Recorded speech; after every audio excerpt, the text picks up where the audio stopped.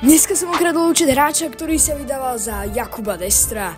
Taktiež som otvoril aj nejaké stardropy, tak nezabudni dopozerať do konca videa. Takže zatiaľ sa nachádzam ešte na svojom účte.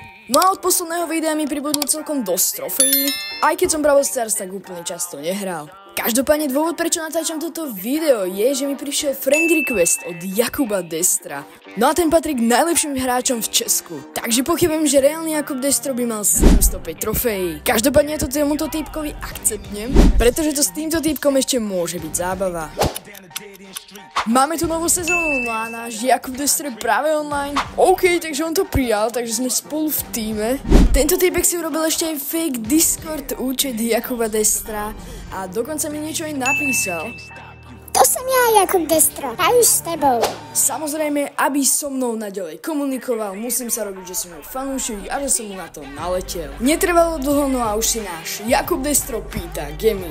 Dej mi Gemy. Samozrejme, ja žiadnemu podvodníkovi Gemy zadarmo dávať nebudem, no a tak ho vyzývam na 1v1 súboj. S týmto podvodníkom si dám 1 versus 1 súboj. Samozrejme musím vybrať nejakú vhodnú mapu, no a táto vyzerá celkom dobre. Jakub Destro je už tu, na posledné, čo si potrebujem vybrať, je predsa Brawler. Hra sa môže začať, a náš podvodník si zobral Lolu, tak som zvedavý, ako sa vôbec bude hrať. Zo stredu si zoberiem aj nejaké boxníky, nech mám čo najväčšiu výhodu proti nemu. Odvážil sa prísť ku mne, takže toto bude určite zaujímavý fight. Musím si na ňu dávať naozaj veľký pozor. Tak teraz mi poriadne ubral, tak toto bolo chlup. OK. Dostávam ho naozaj pod veľký tlak a je po tebe, chlape. Tomuto podvodníkovi sa určite nepáčilo, že prehral, no a tak mi rýchlo napísal na Discord. Nesmej sa mi, dej mi Gemy. Myslím si, že je teraz správna chvíľa, aby som ho trošku vytrojil a ukradol jeho účet. No a tak ho teraz poprosím o jeho e-mail. Jakub Destro mi už svoj e-mail poslal, no a tak ho treba už zadať iba sem, no a za chvíľu mu príde overovací kód. Takže ako môžete vidieť, už sa nachádzam na jeho účte. Najlepšiu brawlerku tu má asi Lolu. No a poďme mu otvoriť aj nejaké tie stardropy.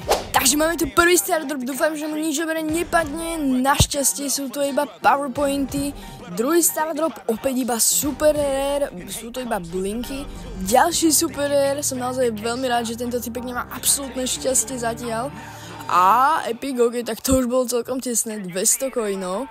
A teraz pôjde za chvíľu posledný stardrop, takže som, že nič dobre. Je to epic a powerpointy, yes, takže tento typek nemá absolútne šťastie. Myslím si, že by sme si aspoň jednu hru mohli na jeho účte zahrať. OK, tak to úplne nevyšlo po pravde. Je čas sa rozlučiť s týmto podvodníkom. Ak sa ti video páčilo, daj like a odber a čau.